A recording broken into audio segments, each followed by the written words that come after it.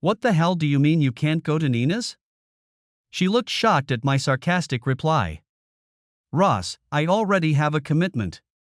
The company is involved in one of the biggest acquisitions in its history, and Lawrence has asked that I go with the team to Sydney as well. I'm sorry, Ross, but I can't go. For heaven's sake, Nina. It's our 20-year anniversary. I've already paid for the flight and lodging. It's bloody non-refundable. She looked grim but determined. I'm sorry, Ross, but if you'd just talked to me about it first, I would have explained everything. It was a bloody surprise, for heaven's sake. I didn't think I'd have to plan something as important as our wedding anniversary. She took a deep breath and reached for my hands. The determination was gone, now replaced by something else, worry. Ross, calm down. However, her eyes regained their former conviction and her eyebrows furrowed in a frown. This acquisition is very important, everyone has a lot to lose in this deal. People are depending on us. Her hands clenched so tightly that they turned white. A long pause followed before she added furiously. Good God, Ross.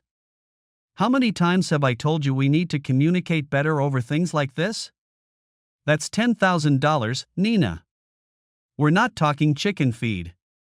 Good God, you're just his flaming assistant, you're not a lawyer or a manager or an accountant. I'm sure he can have one hell of a meeting without your presence. She gave me a grim, shocked look. I apologize. What did you just say? Just his PA, only? Her look only intensified. I suppose that's exactly what I should have expected. You've never respected my role. I snorted derisively.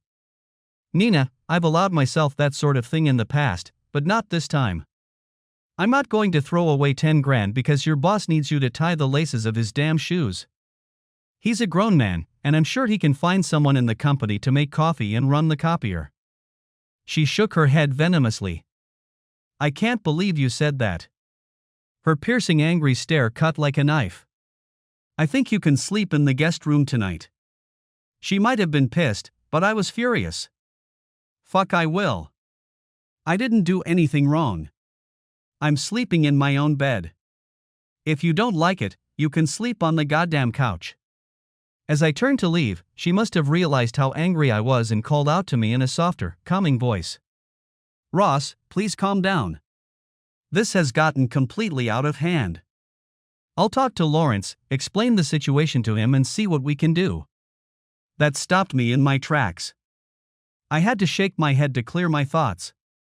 Turning to her, I said gratefully, Thank you, Nina. I'm sure as soon as he realizes that today is our wedding anniversary, he'll organize someone else to take your place.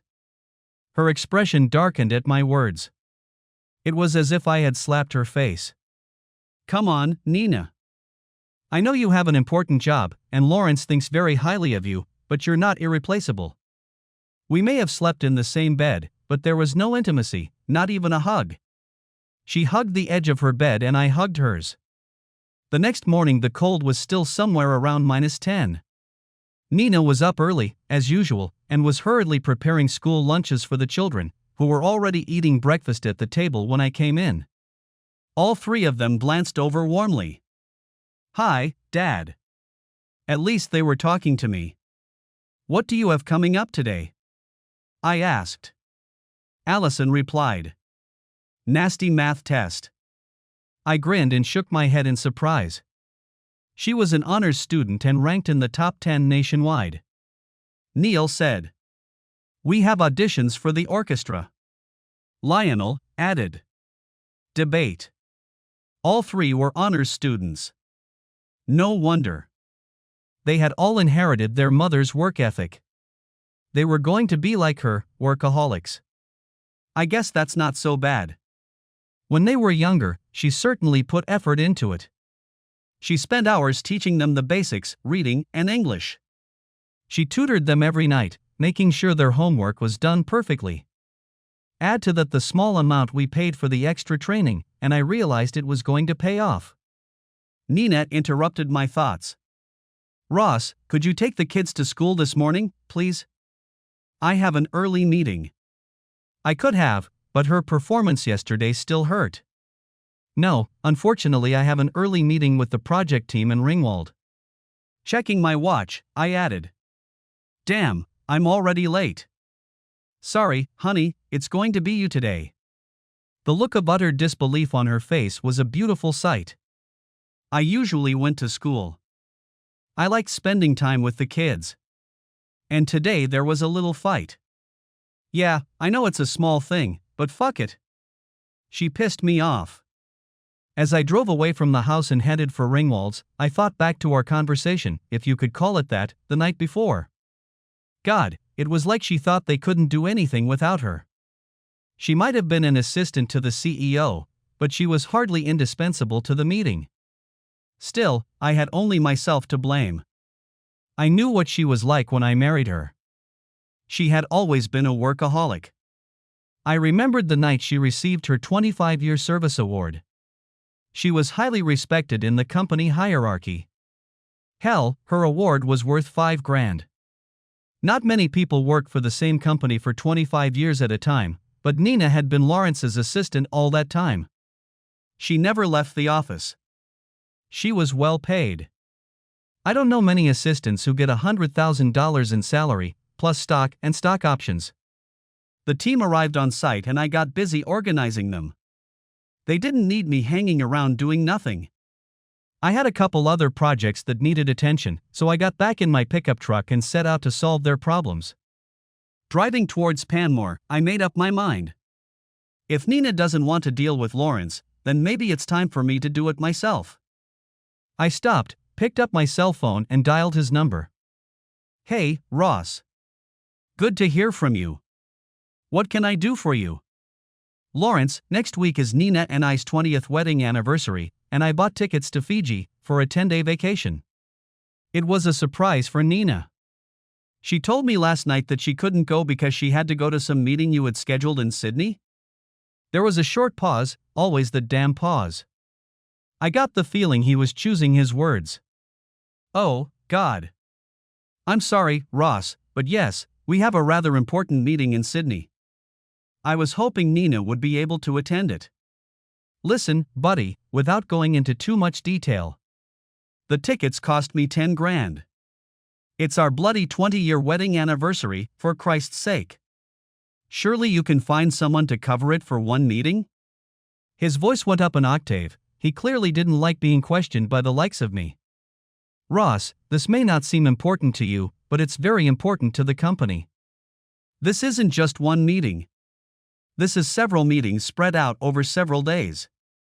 Lawrence, I don't like to meddle in your business.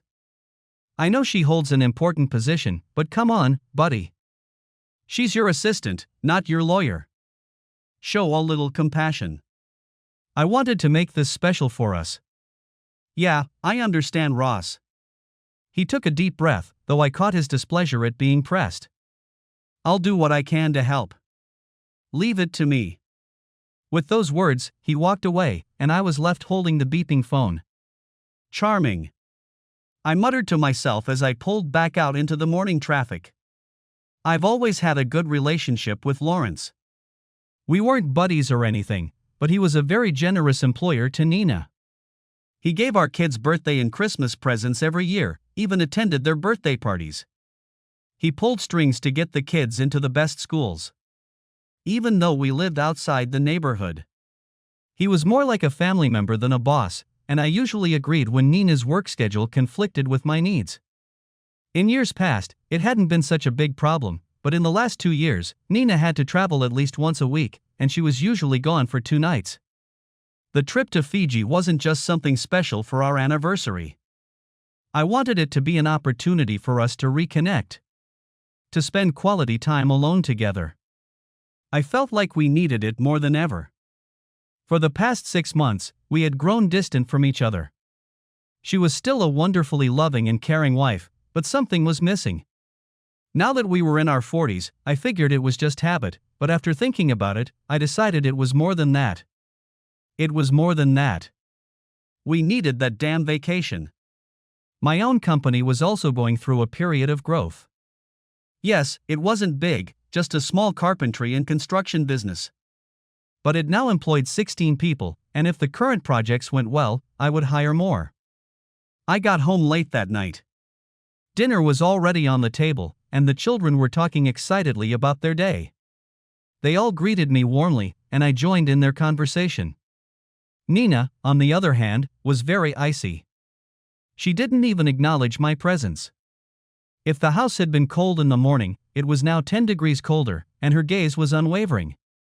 It was hard to watch. With the children she was the same old mother. Talked and joked with them, but to me, all I got was an icy stare. After dinner, the children cleaned up and then went to their bedrooms to do their homework. I had barely settled into the chair when Nina appeared in front of me. She held out her hand, in which she held something. "What is it?" I asked. "This is a check for $10,000. Lawrence decided it wouldn't be fair for you to go without money. He decided he would pay you the money for the unused airline tickets." She waved it in front of my face until I snatched it from her hands. I sat there staring at the check and she leaned toward me, her face darkening with anger. "By the way, Ross, if you ever interfere with my work again, you and I are going to have a very serious disagreement." I was so embarrassed when Lawrence said you called him and whined about our personal business. I told you I'd talk to him and deal with it, but no. You had to step in. I can't believe you acted like a crazy jealous idiot. With a darkened look, she whispered. "When we were married, you knew how much my work meant to me. Calling Lawrence and blaming it on him was completely unfair." "Not fair, my ass." I thought, hoped he'd understand. Guess I didn't rate him well. The guy's a goddamn asshole. Jesus, Nina, any boss who doesn't realize how important Jubilee is doesn't have a heart. She came over and sat on the arm of my chair. Her tone softened and there was love in her eyes that glittered in the light. "My love, this is silly. We can go when I get back from Sydney. We're adults and the date doesn't matter. What matters is that we celebrate her and give her the recognition she deserves." A warm smile spread across her face. She slid off the arm of the chair and into my lap. Her arms quickly wrapped around my neck, and we kissed. "Please, Ross, don't be angry. I'll make it up to you, I promise." Her mouth pounced on mine again in a predatory onslaught. The passion quickly escalated into something more fierce. Nina often resorted to sex when she wanted to win an argument or get me to admit defeat. She'd won again, as if there was any doubt. She'd always had that ability to get what she wanted, and apparently I was easy to fool. Her sexual appetite always amazed me. She never tired of it, never denied me anything. Our marriage was very fulfilling, including sexually. I think over the years we've tried everything a man and woman can do sexually. Later, in bed, she asked coquettishly, "Am I forgiven?" Thinking for a moment, I whispered, "No, not this time, Nina." "I'm not just disappointed. I'm very concerned about where our marriage is headed. We seem to have grown very distant from each other over the past couple of years." She wrapped her arms around me tightly, her arms wrapped around my neck so tightly I wondered how I was supposed to breathe. "I know work takes up most of my life, Ross, and you're right. We should make more of an effort to be together. I'm sorry you feel that way. Don't you feel the same way Nina does?" Frowning, she answered easily, "No, not at all. Ross, we've been married for 20 years, perhaps things have gotten a little ordinary, routine. I guess that's just life. Perhaps we take each other for granted sometimes. When I get back from Sydney, let's take a trip to Fiji. You were right, we need it. Nina can't be beaten, she was meant to be a barrister." The day she was to leave for Sydney, we made love that morning, and as always she was full of passion and wonder. We had breakfast with the children and she hugged them all. The school work came upon me. We kissed at the door as I put the kids in the car. "See you in 4 days, my love," she said, her body merging with mine. I took the kids to school and went to work. Perhaps I was a bit hard-hearted and should have realized. On a whim, I went to the airport, hoping to catch her before her flight. I dialed her number as I raced around the traffic circle, heading for the short-term parking lot. "Hey, Ross. Everything okay?" she said uncertainly. "Yeah, it's okay. Where are you? I wanted to get you an anniversary present. You won't be able to open it until tomorrow, but I wanted you to bring it with you. Have you checked in yet?" No. Not yet," she replied warily. "Honey, where are you?" "We're in the domestic terminal. We had some paperwork to hand over to one of the account managers who was on his way to Christchurch." It seemed strange. In this age of couriers and email. It sounded implausible, but who was I to argue? "Okay, you'll have to hurry if you want to catch your flight to Sydney. I'll be waiting for you at the door. I love you." "I love you too," she replied with much less enthusiasm. I met her at the door, and Lawrence, stepping away from the large glass doors, waved at me. He looked far from happy. Nina slid into my outstretched arms for a hug. What does all this mean for Ross? I pulled out a tiny gift-wrapped box and held it out to her. Things are tense between us, and I don't like it. I wanted something for our anniversary for you to at least open. It's not much, more of a metaphor. I was supposed to give it to you this morning, but I was still pissed. She kissed me, holding nothing back. Thank you, my dear man. I must apologize, I have nothing to give you. My gift is on the desk in my office. I forgot to pick it up because of everything that's going on, I just forgot. No need to apologize, bub. Have a good trip, take some good pictures for me from Sydney. At that moment, my cell phone rang. Checking the ID, I apologized. Sorry, I have to take this. I kissed her one last time and walked out, heading to my car. I turned to see her walking back to Lawrence's house. Which surprised me. They didn't seem in a hurry. Checking the time on my phone, I noticed it was less than an hour before they left. It didn't make sense. I circled the walkway, hanging around by the departure window. My Ringwald team wanted some advice.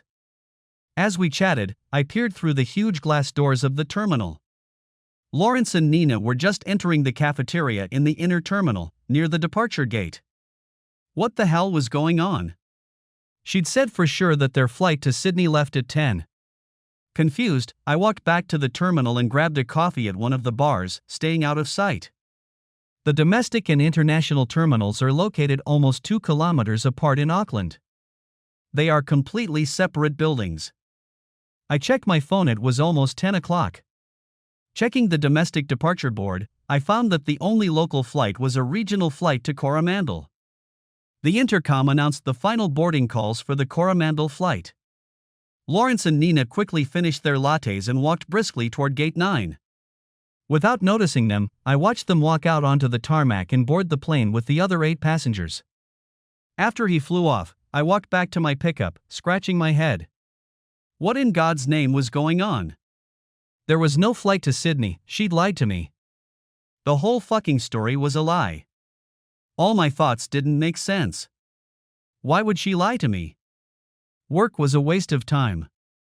I decided I had to find out what was going on. What does Coromandel have to do with Lawrence's company? I picked up the kids from school. I had already arranged for them to stay with my parents as we had to go to Fiji.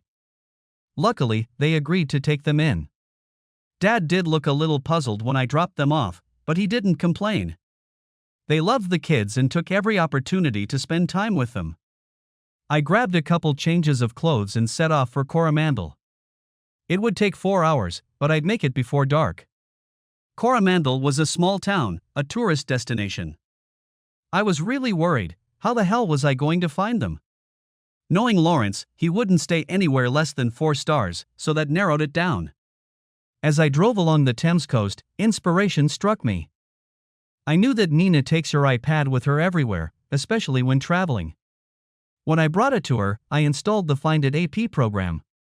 Maybe I could track her with this? As the kilometers whizzed by, my anxiety level increased tremendously. I might not have known what was going on. But what I did know for sure was that it was wrong. In fact, it was very, very wrong. The kilometers whizzed by. I wondered if it was like a heart attack. My heart was pounding, my head throbbing. My vision blurred, I felt terrible, and the closer I got to Coromandel, the worse it got. Since I last went to Coromandel, it had been a long time between drinks. It was shortly after Nina and I got married. I was trying to raise capital to start my own business.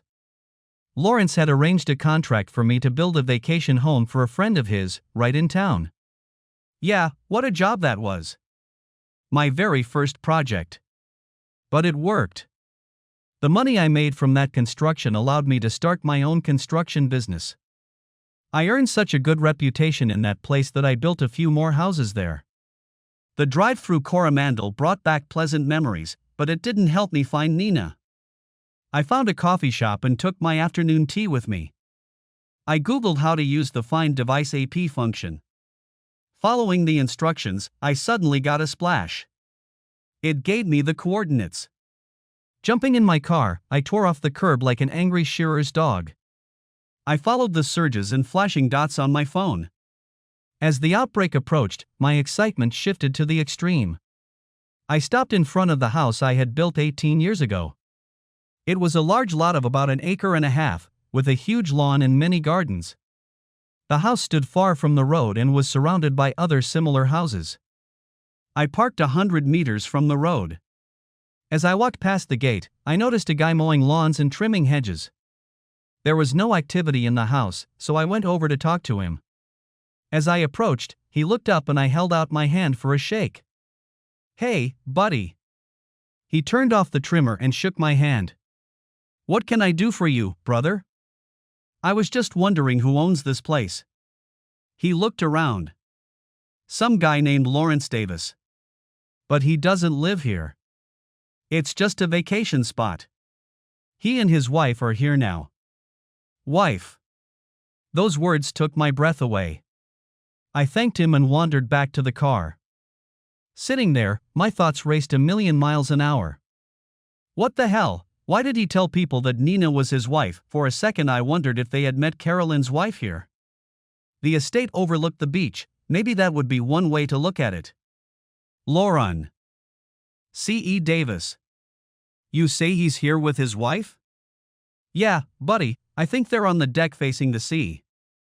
No, I was just wondering. Thanks for your help, I said, turning back to the pickup. Sitting in the cab of a pickup truck was not helping my blood pressure. Wife, what the hell? Turning on the ignition, I walked back to the parking lot right on the beach. It took me a few minutes to come to my senses, the list of questions and concerns growing rapidly. I walked along the beach toward the house. As I approached, oblivious to the obvious, I lurked behind the thoya and flax bushes that lined the shore. Pulling on my cap, I looked toward the house. It was lively. I guess we've all seen slapstick movies about private detectives, and I tried to do as they did and look inconspicuous.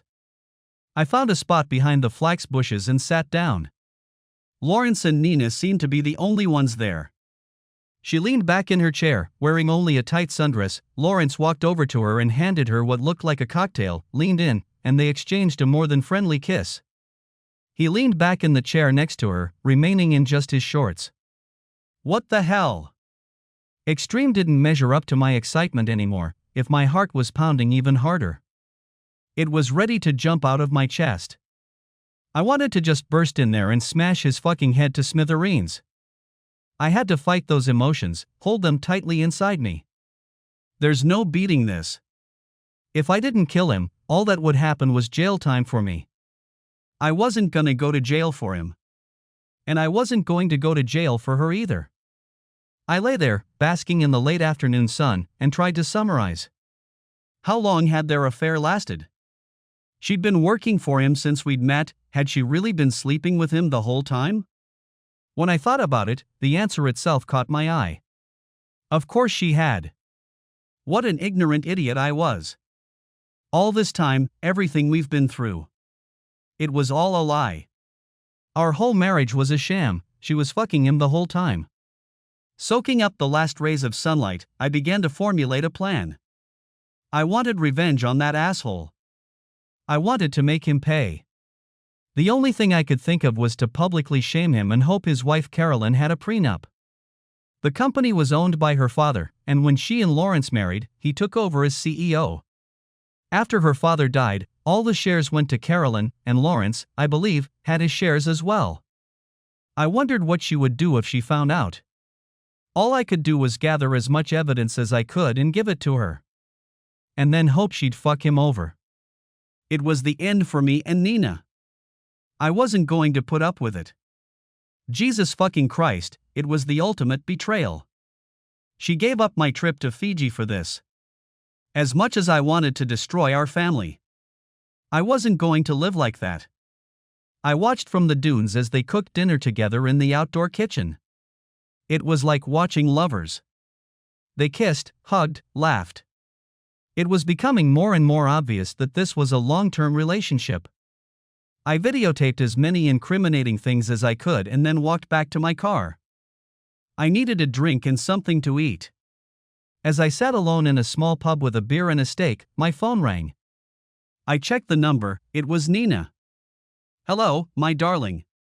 Where are you?" I called the home number, but there was no answer.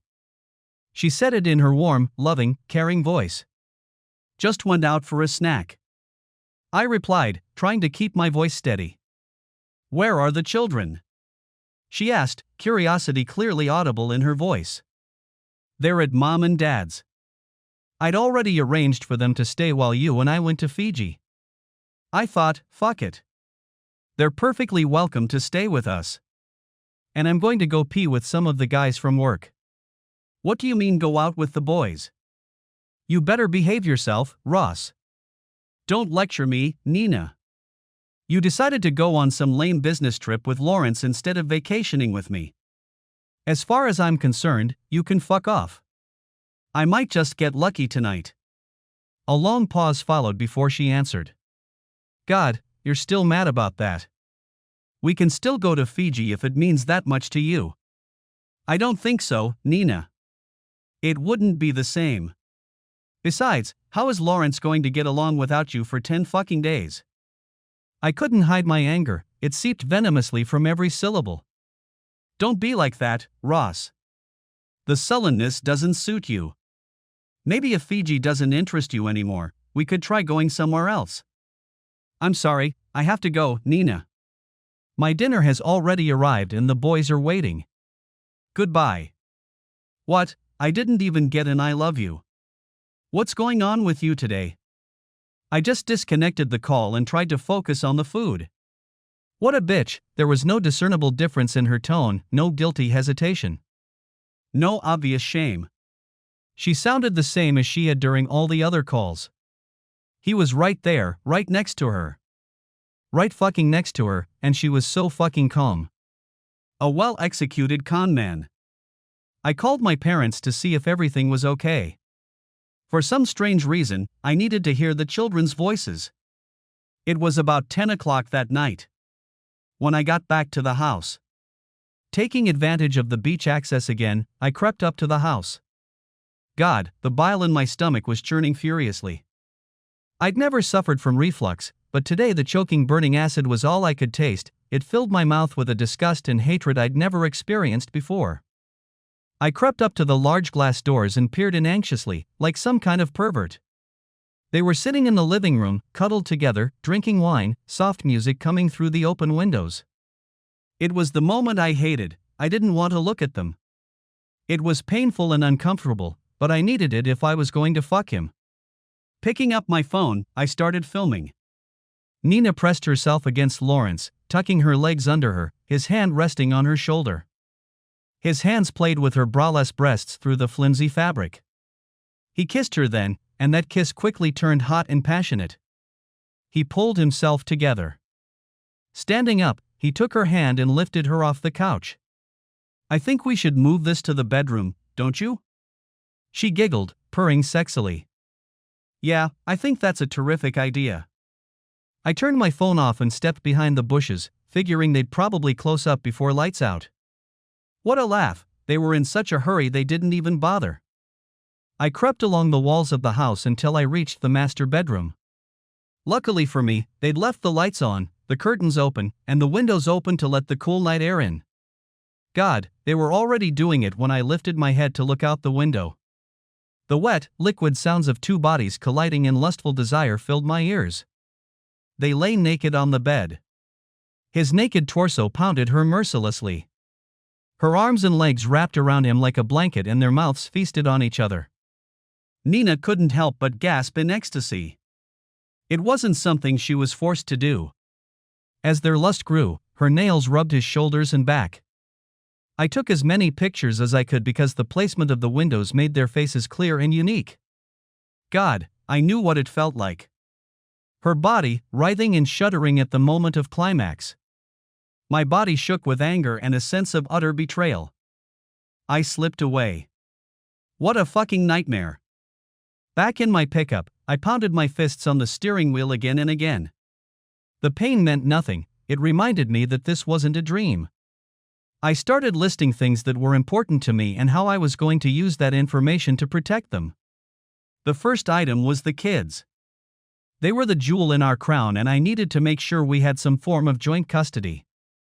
I wasn't letting her steal my kids, she could fuck him until she was blue in the face, I didn't care. All I wanted at that point was for me to be able to see them as often as possible. It was probably blackmail, but I didn't care. Maybe I could threaten Nina that I would make it public if she didn't agree with my thoughts on custody. It was too late to organize a hotel. I ended up spending the night in the pickup truck. The next morning I had a decision to make. Was the video I had enough or did I need more? The thought of having to review what I had recorded made my stomach churn, but it was necessary to check. Sitting there, parked in the slush. I turned on the video. Oh hell, it was clear and you could see their faces. It was gonna be okay. And then my brain froze, my body started to shake. What the fuck? What I hadn't noticed the previous evening was a huge canvas with a picture of a. There, for all to see, were Nina, Lawrence and my 3 children. The photograph showed them in a tight group. Like a family portrait. Jesus. My mind froze into a frozen mess. It was a family portrait. I remembered that picture. I'd bloody well taken it. Lionel's 10th birthday. Lawrence came, as he does on all his birthdays. I complained bitterly. He gave Lionel an Xbox. I told Nina he wasn't allowed one because he was neglecting his schoolwork. And then bloody Lawrence brought it to him. Good old Uncle Lawrence. While I was looking at the video, other pictures came up, all with children in them. I kept coming back to the canvas. A family portrait, and now it was impossible not to notice it. The resemblance between Lionel and Lawrence. It felt like I'd been hit by a truck, and a damn big one at that. Lionel was Lawrence's baby. My breathing slowed. My world stopped. He wasn't my son. Damn, how could I have been so stupid? No wonder Lawrence wanted to be my buddy. He was invited to every family function. He came into our lives like a bad odor. Fuck! I screamed, and the pickup shook from my outburst. Proof, I needed proof. What do I need? Think, man, think. Yeah, DNA. I needed sample. Yes, but not just from the kids. It wasn't enough to prove I wasn't the father. I needed to prove it was him. The slimy bastard from hell. I parked on the street next to the house and waited. Eventually I saw Nina and Lawrence climb into a Mercedes SL convertible and drive into town. They were obviously on their way to lunch. Moving quickly, I found a partially open window and climbed in. What do I want? I wandered through a house full of pictures of my family, my children. School pictures, birthdays, prize giving. They were all there, and not just Lionel. All 3 of them. Damn it. Can it be true, all of them? They say Google is your friend. I used it to find out what I needed for my DNA samples. Toothbrushes seemed like the most obvious thing. As much as I would have liked to take a blood sample from his broken face, it had to be toothbrushes. Putting both toothbrushes in a plastic bag, I returned to the living room. Wandering aimlessly around the house was like their own little love nest. There were literally hundreds of pictures of Lawrence and Nina. They were everywhere. If you checked the closets, they were filled with Nina's clothes and women's clothes, and it was obvious that Carolyn had never visited them. As I was about to walk out the door, I noticed a picture of Neil's first day of school. I remembered her, too. Nina had invited Lawrence because he had organized their admission to Auckland's most prestigious school. Then a crystal incense burner caught my attention. My mother had given it to Nina for her 30th birthday. I repeatedly asked her what had happened to her. She always came up with some lame excuse. For some reason it hurts. In a fit of anger, I picked it up and threw it at the stone fireplace. I couldn't hide my grin as it shattered into a million shards of crystal scattered across the floor. I grinned at my stupidity. After everything I had learned, this was the thing that made me snap. Damn, that felt good. Yeah, it felt easy. I wanted more, yeah. I built this damn house with my blood, sweat, and tears. Yes, there were tears. It was something I put my whole self into. It forced me to use skills I never knew I had. Hell, it was my idea to put up that huge stone fireplace. I'd never laid a stone in my life, but I built the fucking thing. Why? Because I was building it for a friend of mine. A friend, my ass, you two-faced motherfucker. Looking around, I stopped at the stove. Gas. Can I do it? It took me 10 minutes, but fury drove me forward. I quickly found the natural gas line. It wasn't hard to find it, I was laying the damn thing, after all.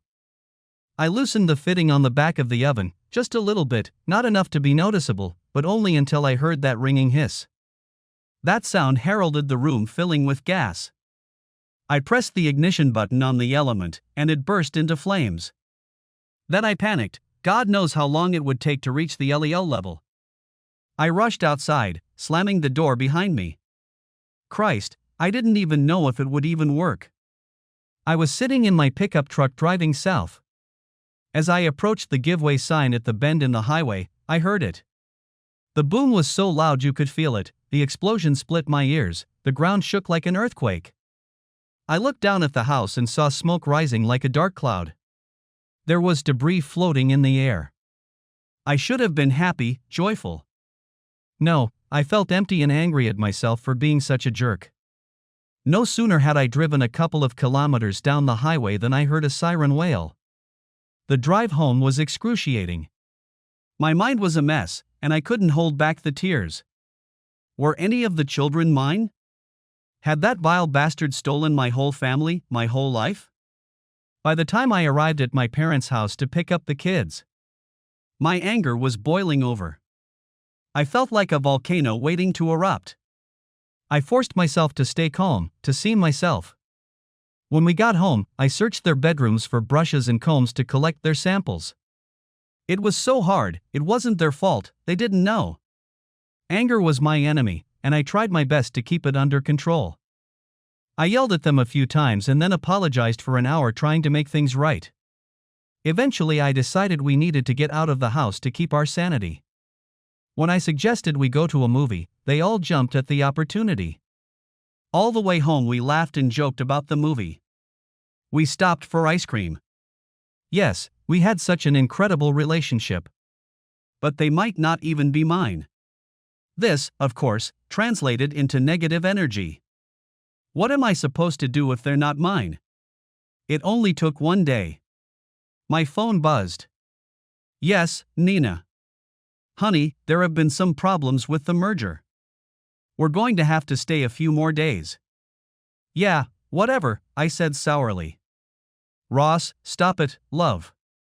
God, you can't still be sulking about that damn trip to Fiji. Nina, I'm busy. Do what you have to do. I have to go. Wait.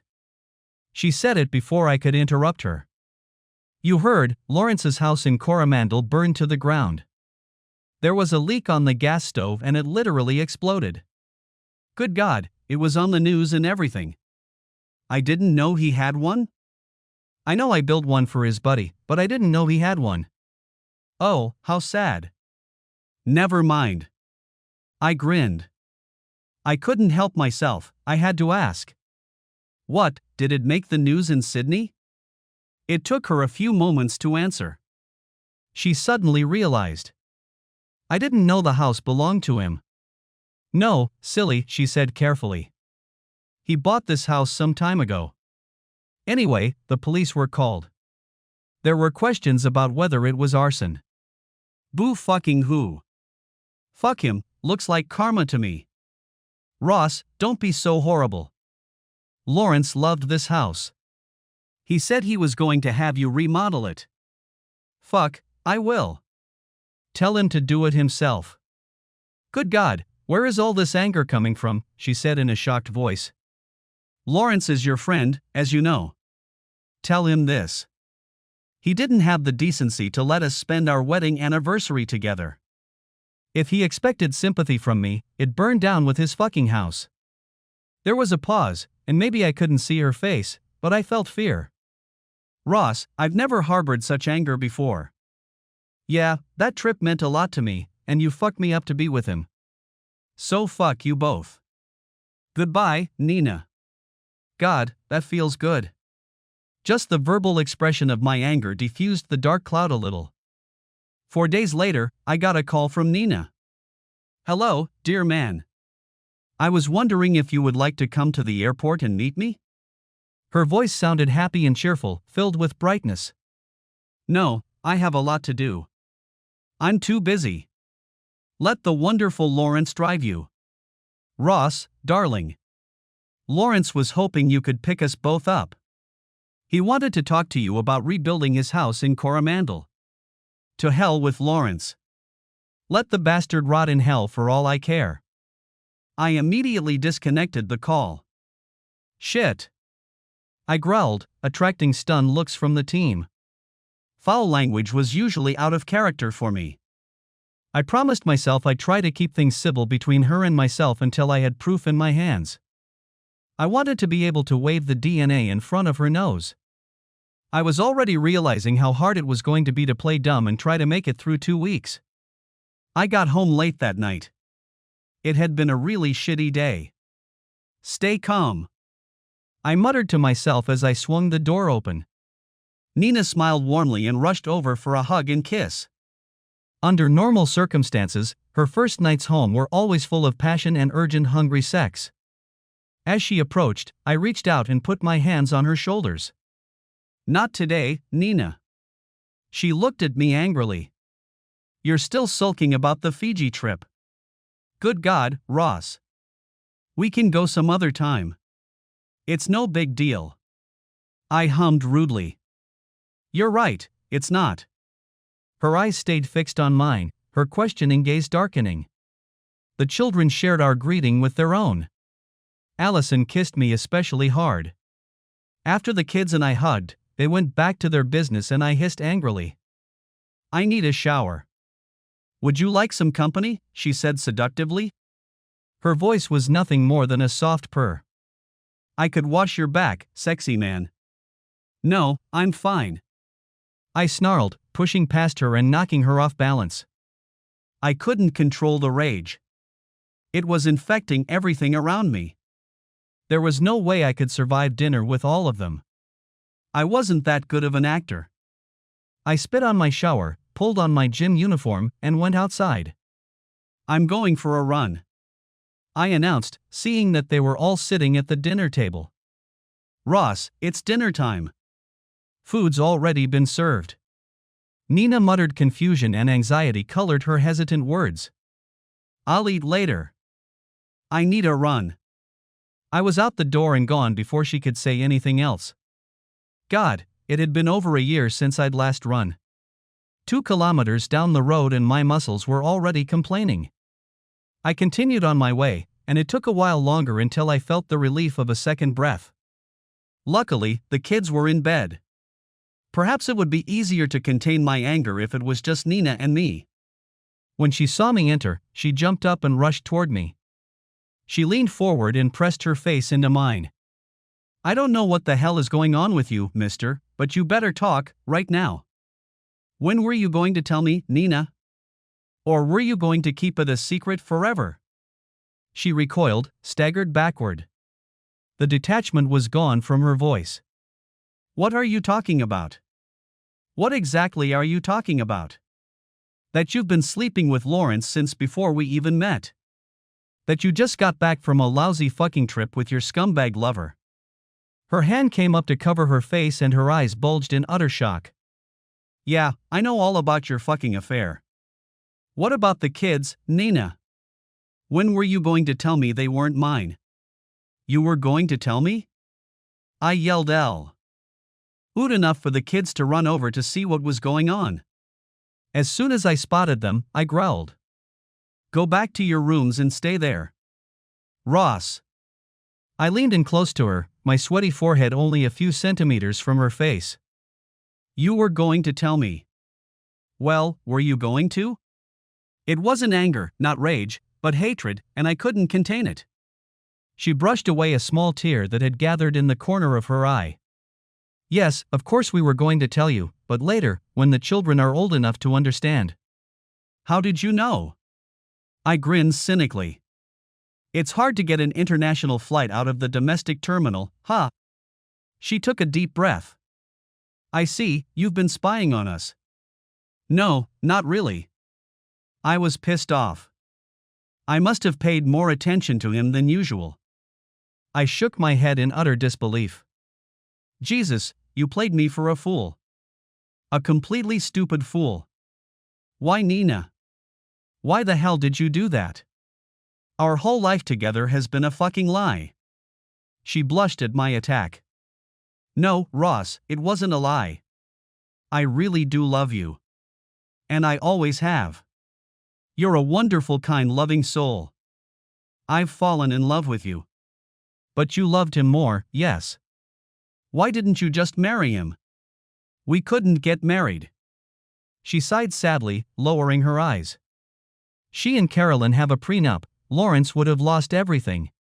Why, kids, why did you do this to me? You robbed me of the chance to have a family of my own. Anger, God, it raged inside me like white-hot iron. You stole my fucking life, you cold-hearted bitch. I'm sorry, Ross. Her eyes rose, staring at the floor, and met mine. Her expression, how could it be so sincere, so direct? Carolyn couldn't have children. Lawrence asked me to start a family for him, and I agreed. I loved him, Ross, how could I deny him that? What about me, you heartless bitch? What about my family? What about my lineage? I'm Nina's only fucking child. My bloodline is dead now. Fucking dead, and it's all because of you. Ross, we tried to give you one. But it didn't work out, maybe you're in trouble. Neil showed up eventually, and yeah. He was Lawrence's too. I wanted him to be yours so badly. So it was all planned, the whole damn thing. You slept with him on all those trips. What about here at the house? Yes, we wanted the children to be conceived here, in the place that would become their home. We wanted it to be from love, not lust. Lord, aren't you ashamed of yourself? She tried to wrap her arms around me, but I roughly threw them away. No, Nina. You gave up your right to touch me ever again. It's over, Nina. This whole charade is over. I'm fighting the urge right now not to hit you, not to beat you. I'm going to take a shower. Then I'm leaving. We can work out the division of property later. Right now. I just need to get away from your toxicosis. I took a quick shower and changed my clothes. I stuffed my clothes into my suitcases and all the empty bags I could find. I was just zipping up the last of them when Nina walked in. She looked at the bags and lowered herself to the edge of the bed. Please don't go, Ross. You don't have to leave. What about the kids? I have to leave Nina. If I don't, I'll do something we'll both regret. As for the children, I will tell them the truth. They need to know why I won't be around. They need to know who their real father is. No. She gasped in horror. You can't do this.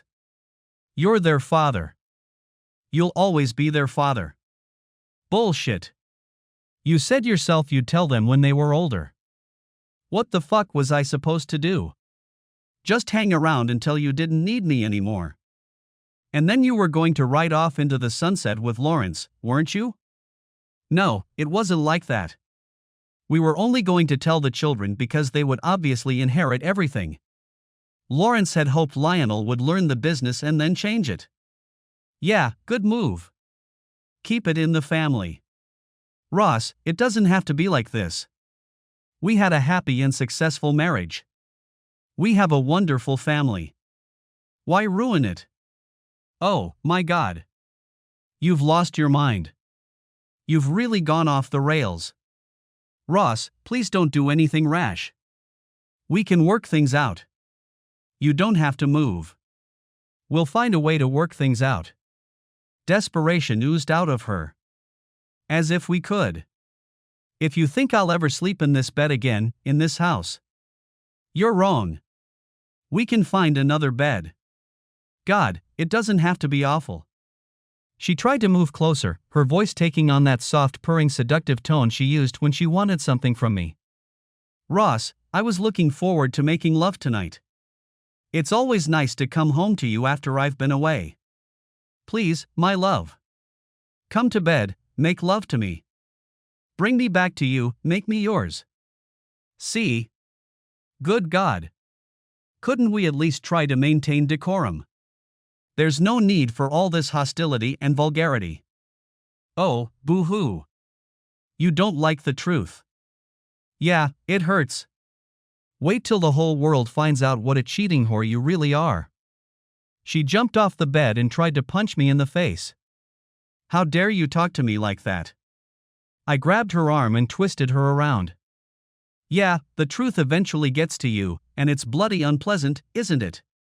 Nina, it's only going to get worse from here. Soon everyone will know. Our parents, everyone in your office. All those people who look up to you. Soon they'll be calling you a slut. Defeat drained out of her, and she collapsed in my arms. Ross, I'm going to ask you one more time. Please don't do anything rash or stupid. We all have something to lose. Not me, Nina. I have nothing to lose now. I found out that my wife was never mine. My family has been stolen from me. I have nothing. I leaned in so close to her that my saliva splattered in her face. I have nothing, Nina. Everything I thought I had was taken from me. I picked up a couple of suitcases and headed for the door. Lionel, who must have heard at least part of our argument, was standing in his bedroom doorway. Everything okay, Dad? Buddy, I need to get away for a bit. There's a couple bags in the bedroom, you want to help me carry them to the pickup? He staggered out with the rest of the crates while I loaded them all into the trunk. I hugged him fiercely.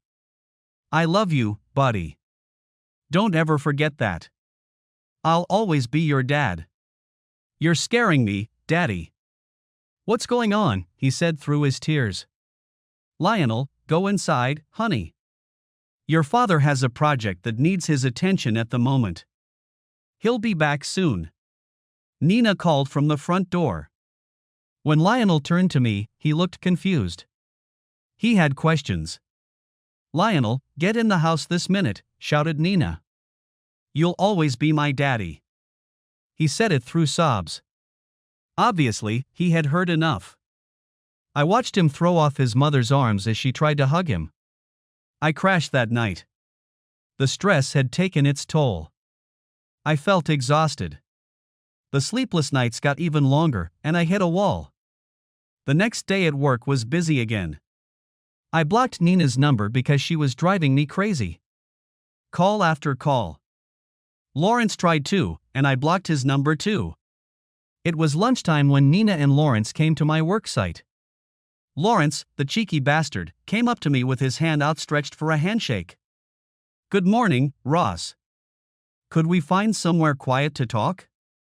No, I'm busy. You don't have anything to say that I want to hear. So back off. Ross, calm down, my friend. There's no need to feud. If we could just sit down and talk, I'm sure we could fix this whole situation. Standing to my full height, I walked up to him and our noses made contact. Lawrence, leave. Leave now, before I can't contain my anger. He didn't even flinch. His words sounded even and calm.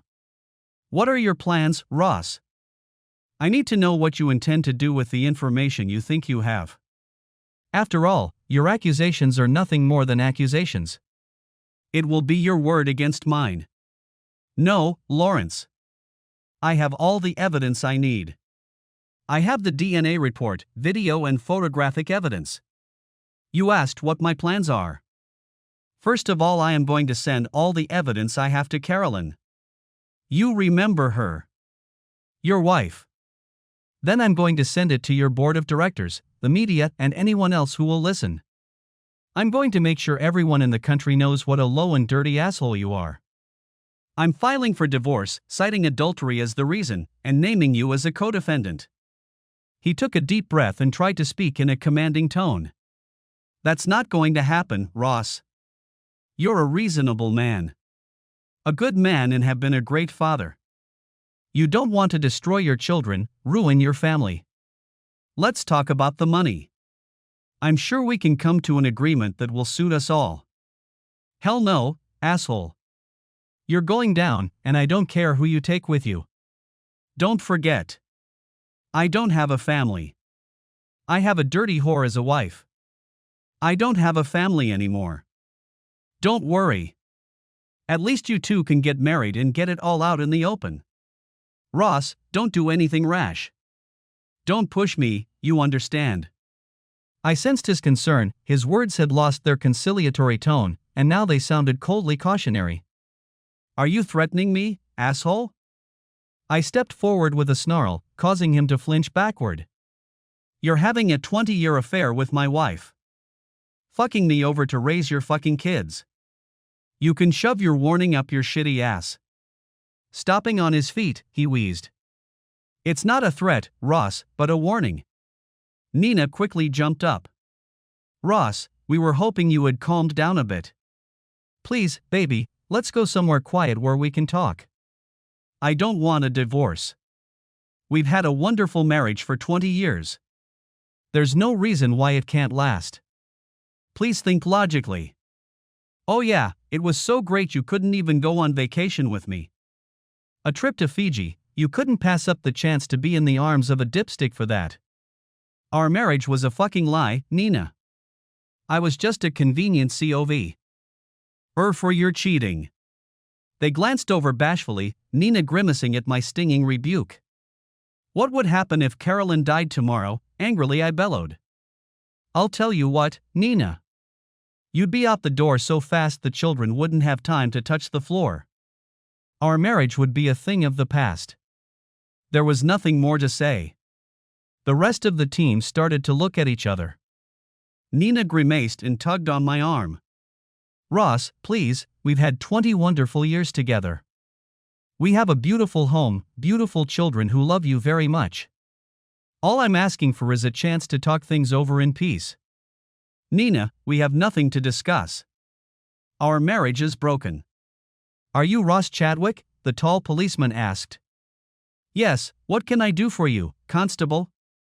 We have a few questions for you. Do you have a minute? Depends on what it's about. Your wife, Nina Chadwick, has made some very serious allegations against you. We would like to hear your side of the story. What did she say? I asked in confusion. What charges could she have brought against me? Your wife claims you physically abused her. Is this true? What, like hell? Yeah, I grabbed her, but I didn't attack her. She has several bruises on her arms consistent with assault. Look, officer, we were arguing and she wanted to hit me and I grabbed her arms and threw her back. It wasn't an assault. The policemen exchanged glances, after which the tall one said, Mr. Chadwick. You are under arrest for the assault and battery of your wife Nina Chadwick. You need to understand. We need you to come with us to the station. There you can make an official statement. On the way, we'll read you your rights. Do you understand? What the hell? I exclaimed loudly. I didn't touch that cheating bitch. Sir, she has bruises on her arms. Obviously, there was physical contact. My thoughts couldn't make sense. Nothing made sense.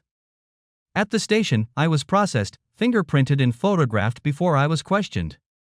I told them the whole story, explaining that the only time I had touched her was in self-defense, when she tried to punch me in the face. The cop showed me pictures of her bruises. Yes, they may have been from me, but it was self-defense. I sensed that Lawrence's work was behind it. Nina would never make such an absurd statement. I ended up being taken into custody because Lawrence's lawyer managed to convince the court that I was at risk of reoffending. My angry yelling and screaming probably didn't help, but listening to them lie about me being cruel to Nina really pissed me off. And that's when I lost my temper. "You fucking asshole," yelled I at Lawrence, who stood implacably next to his lawyer. Nina, at least, had the courtesy to look upset and guilty. Her tears flowed uncontrollably as she watched me being led away in handcuffs. It meant I would spend another night in a cell. The charges were so insignificant and the criminal record so non-existent that after I calmed down, I was released on bail, albeit with a warning from the judge. If he saw me again within the next 12 months, I would spend more than 2 nights in jail. There were other conditions. For example, no solicitation. I was forbidden to come within 500 meters of Lawrence, Nina, the kids, or my house.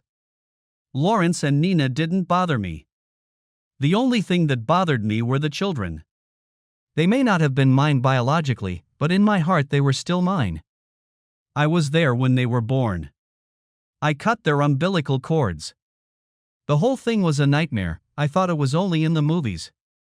It doesn't happen in real life. The first thing I had to do was to contact my work groups and make sure all the work was going according to plan. There were a lot of questions, but the bottom line was this. They were doing just fine without me. It was a two-edged sword. I laughed at the thought of them not needing me, and my heart broke. I had built a great little business. I went back to my room, grabbing a pizza and a beer on the way. I had barely finished a couple of slices and was starting on my second beer when there was a knock at the door. "Oh, shit. What do you want, Nina?" She shuffled guiltily from foot to foot, staring at the floor. "Can I come in?" "No, you can't. You know very well that there is a court order forbidding it." She took a deep breath before answering. "I'm sorry about that, Ross." I panicked. "You scared me. I was worried about what you would do. We should have stopped you from doing something stupid at the most crucial time. I apologize for my actions." "That's fine for you, and I've got a hell of a criminal record now. I'll tell them it was an overreaction. I'll get the case against you dismissed." She whimpered, "Please, Ross, can I come in? We need to talk. Find a way to make this agreeable to all of us." "You can't do that, Nina. Once the police charge you, you can't change it. It's not you who are judging me, it's them." "No, I'll tell them I lied. Other than my evidence, they have nothing." "Like you would." I snorted cynically. "I'm not a complete fool, Nina. I know what will happen if I let you in. The police will show up and I'll be arrested again. Get out and leave me alone." "I promise, Ross. That's not why I'm here. I need to talk to you. Please, we've been together for 20 years. Surely that must mean something." She stared at me intently, her eyes now holding mine. "Can I come in?" I waved her over, and she sat down on the tiny couch that was the only seating in the room. I sat down next to her. "Okay, Nina. Obviously you have some reason for your visit. What do you need?" She wrinkled her nose. The pain on her face was real, there was no hiding from it. "Mostly I wanted to apologize and explain." "Well, go on then. I met Lawrence before I met you. We worked together. I was young and impressionable. God, it was my first job. Lawrence was everything I ever wanted to see in a man. We fell in love with each other at first sight.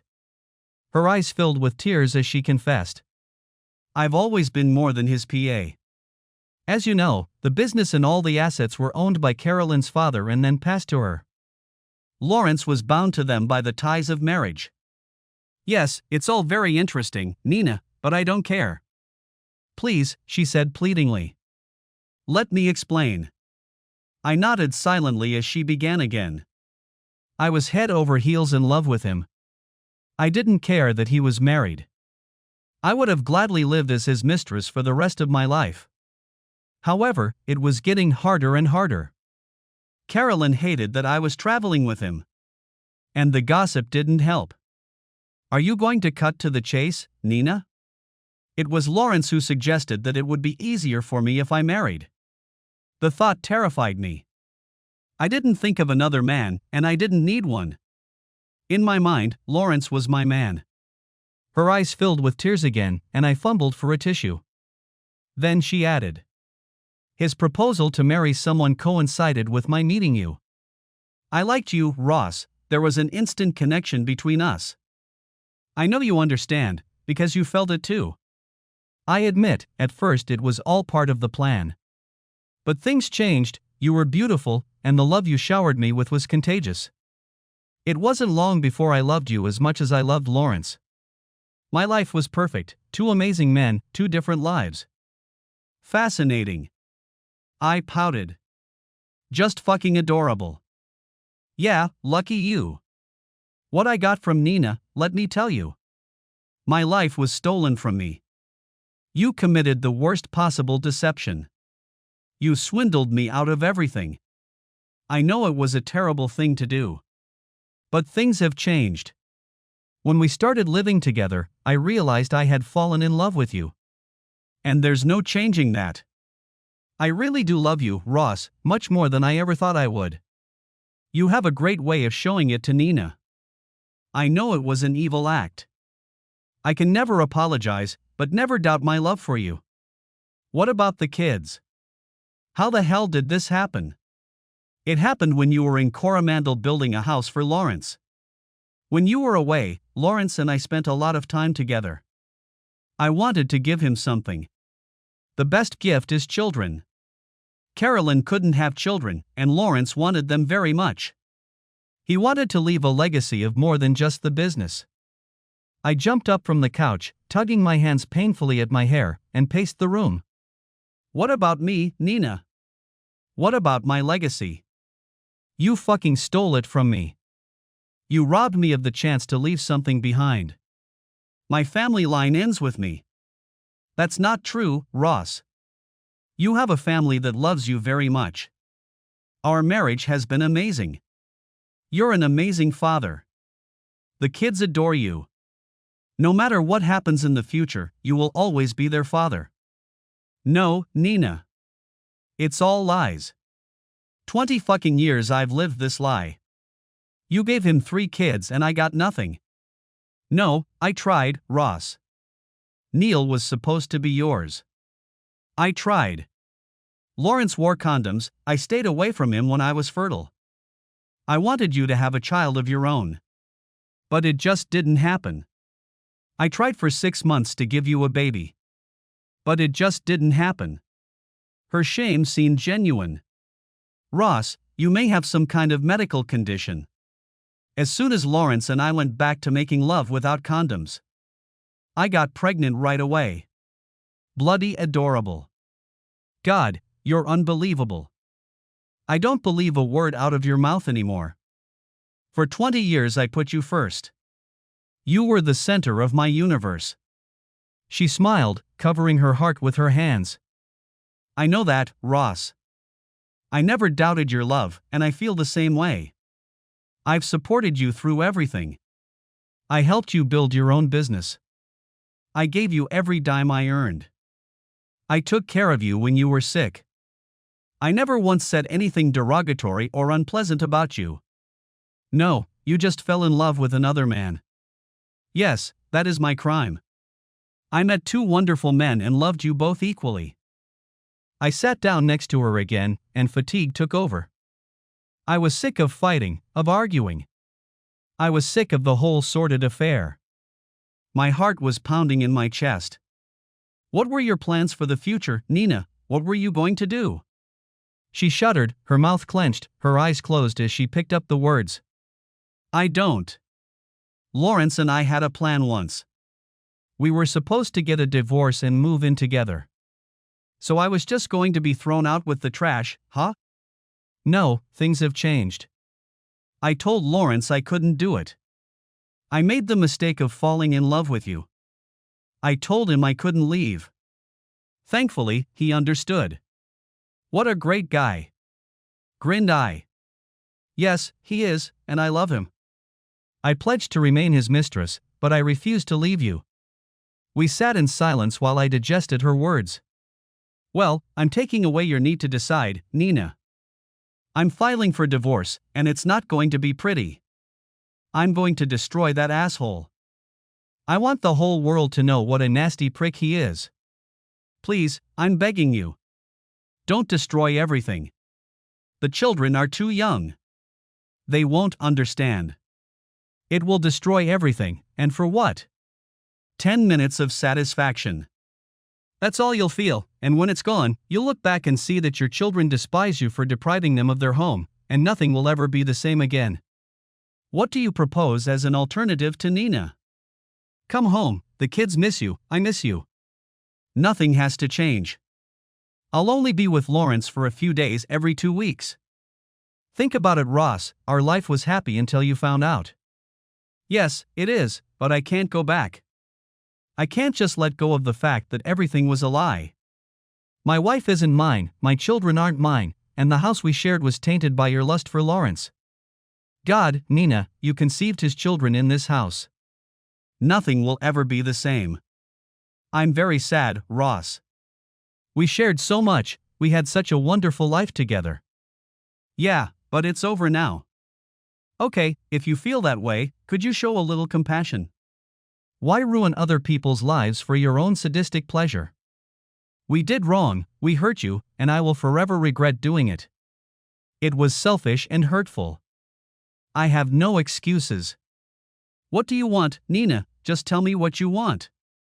If you're going to ruin our marriage, don't ruin the children's lives. File an adultery complaint, I won't resist. Just don't call Lawrence, it won't change anything anyway. All you'll accomplish is ruining someone else's life. So he goes free, and no consequences for old Lawrence, yes. He's won and I've lost. There are no winners here, Ross. We've all lost. Questions will be asked about our divorce. I'll have to resign my post. All eyes will be on Lawrence, and we'll probably see each other very rarely. That's it. He gave me 20 years of lies and deceit, and all he got as punishment was not seeing you so often. No, that's not enough for Nina. He must pay for it. She shuddered, her face a pale shadow of the beauty she usually exuded. He offered to pay you $1 million. Money, 1 million, yes. He's paying me what amounts to a small drop in a very large bucket for him. It's nothing, Nina, not a damn thing. I want him to hurt, to feel what I'm feeling right now. You two ripped my fucking heart out. It hurts, you know. It fucking hurts. Ross, I realize we're all going to be hurt. Do you think the kids will be happy? They will hate me, they already blame me for you not being home. Your parents refuse to even acknowledge me because of the complaint I filed with the police. They may not know what's going on, but I can already see that they hate me. It's not my fault, Nina. You brought this on yourself.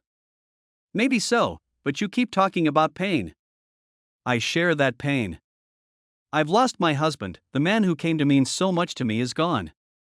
No more love, no more hugs at night, no soulmate to share my problems with. Ross, there are no winners. You need to leave, Nina. This isn't going to fix anything. Tell Lawrence to shove his money up his ass and his world will end. That's just the way it is. Goodbye. She walked away with her head bowed, but determined. I don't know what she was planning, But I knew it wouldn't be good. I plunged headfirst into work and spent the weekend pondering what to do. The kids were my top priority. The DNA tests came back and showed exactly what I had already guessed. All the kids were his. It was the last proof I needed to shatter Lawrence's world. I called Carolyn right away. She was surprised to hear from me. We'd met at work and a few social events, but we were far from friends. I'd always thought of her as a cold, heartless person. Always aloof and snobby. I asked if she wanted to meet somewhere since I had information that might interest her. She looked reluctant, but still agreed to meet. When we met at a small outdoor cafe on Ponsonby Road, it was without pleasantries. "What do you want, Ross?" I handed her an envelope with the DNA test results, a CD with the Coromandel videos, and a divorce petition. She didn't even flinch. Didn't even open it. She just nudged it back toward me. "You think what's in this envelope is news to me, Ross?" She grinned evilly. I always knew I was good at a lot of things, but idiot isn't among them. In shock, I muttered. "You knew, and you don't care?" "Of course I care, you imbecile. I care a lot. Unfortunately, I need him as much as he needs me. I've grown very fond of my way of life. Lawrence is a bastard, but he's also the best man for the job. If I destroy him, and believe me, I can do it, I'll also destroy the company. The one my father worked so hard to build." "I see, so it doesn't bother you that he's having an affair with my wife?" "No, I made my peace with it a long time ago." "You may be blind, but I'm not. I have my own life, my own lovers. He can go to hell. He doesn't define me. If he wants to play house with your slutty wife, so be it. We're not getting a divorce. You, my dear man, can do as you please. I simply don't care." Just like that, she left me a fool. I expected to see anger, despair, a thirst for revenge. Nothing like that. I was beginning to realize they'd cover it up. The courts don't care about adultery anymore. My only leverage just burned out. That damn bastard was gonna win. Nina did as she promised and told the police that she had exaggerated her chances. God, even the court didn't care. Any normal person would have been accused of wasting the police's time.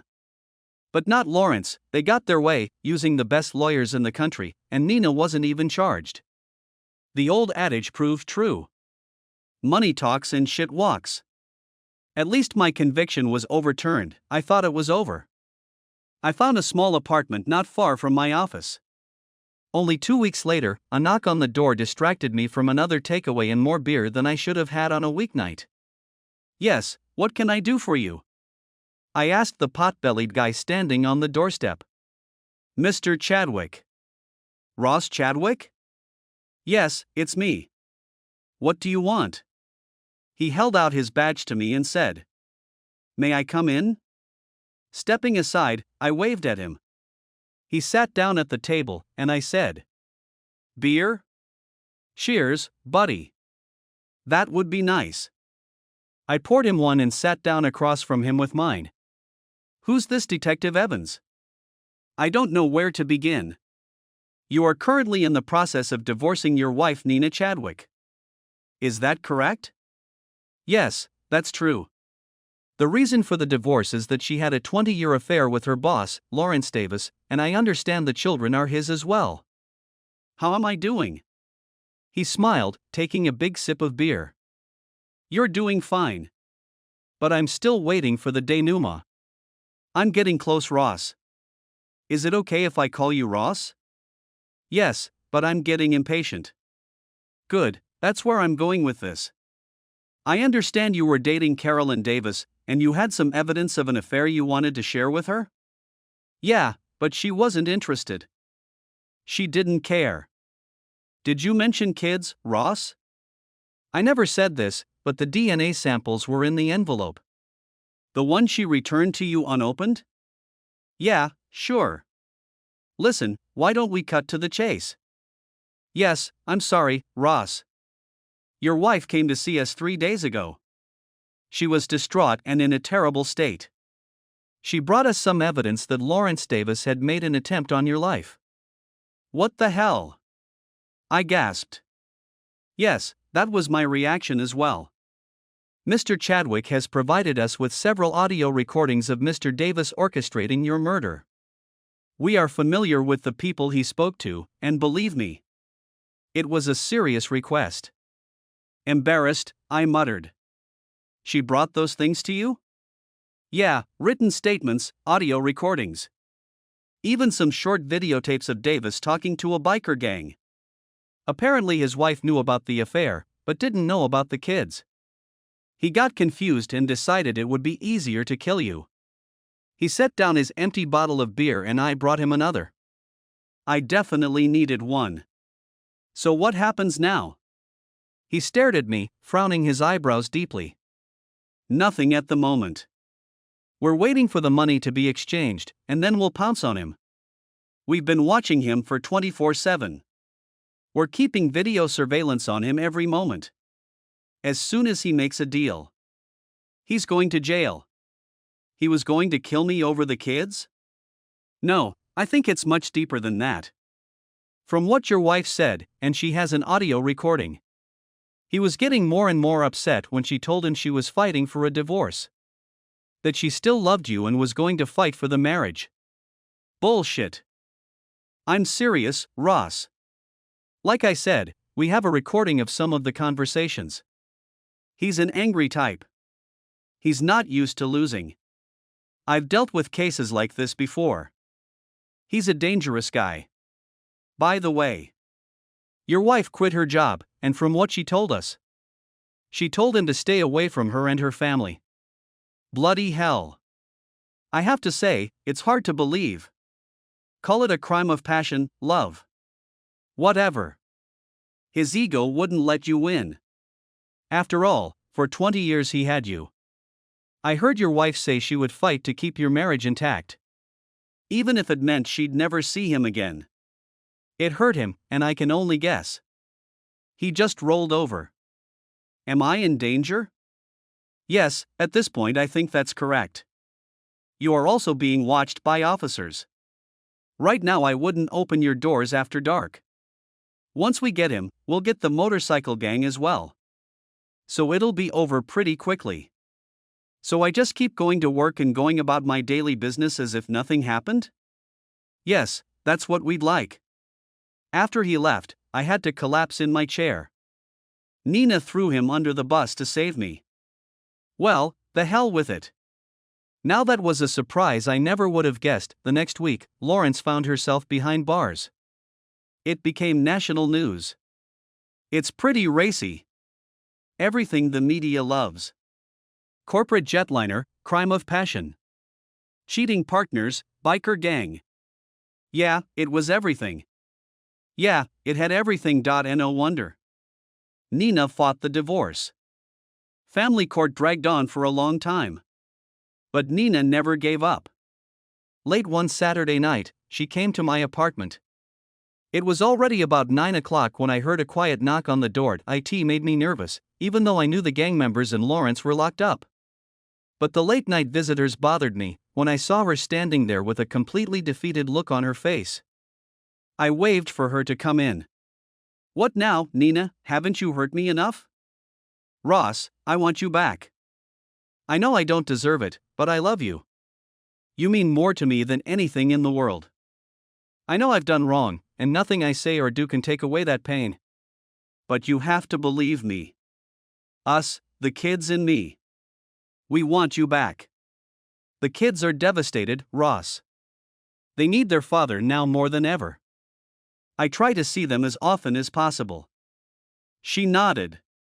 Yes, I know, and we appreciate that. But it's not enough, Ross. With this story flooding the media, they need you. They're afraid something will happen to you. They need you. I don't know what you want, Nina. I could never live in this damn house. The house is for sale, and the agents assure me it will sell quickly. That surprised me.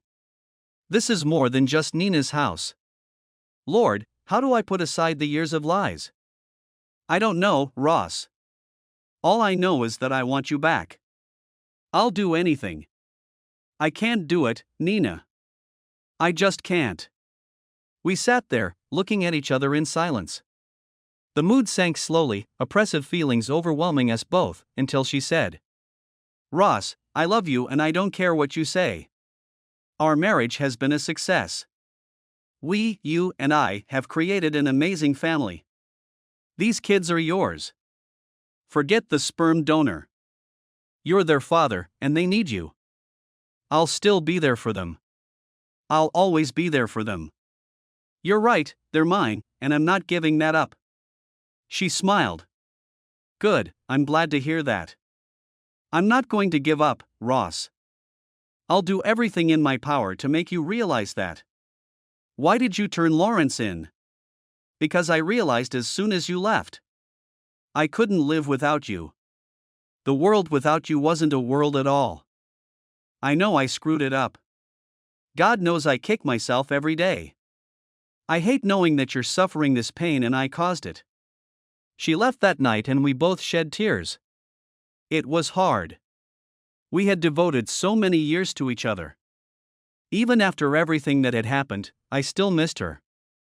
I still reached for her in the middle of the night, hoping to feel her close to me, call me pig-headed or stubborn. I insisted on a divorce.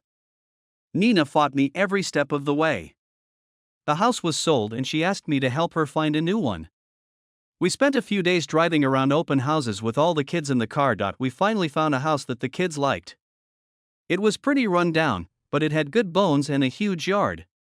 The kids liked it, and while we were looking around, Nina said, "I don't know, kids. This place needs a lot of work." Neil spoke first. "You can fix it, can't you, Dad?" "Yes, Papa," added Lionel, and Nina, seeing a small gap, looked me in the eye, trying to wrap her head around me. "This is an amazing house. Much bigger than all the others. Do you think you can handle the job, babe?" I squinted my eyes, looking at her over my glasses. "You could, but why?" "Because we want it, Daddy," said Allison loudly. "Please do this for us." "I know you can." Damn it. That girl was as manipulative as her mother.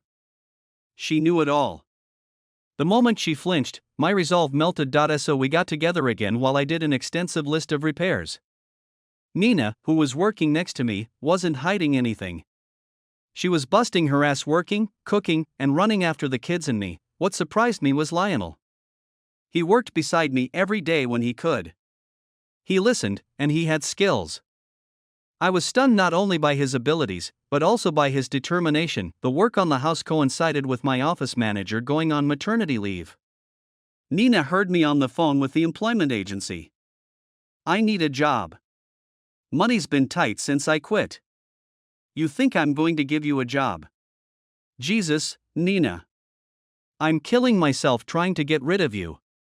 Think how much alimony you could save," she said with a cheeky grin. "Besides, you know I'm qualified, and I know your business thoroughly. Heck, I helped you start it. I don't think exes should work together, Nina. Ross, we could make this a real family business." That's all Lionel talks about now. He wants to join you, to be a builder. What about Lawrence's dreams? I think you said it best, Ross.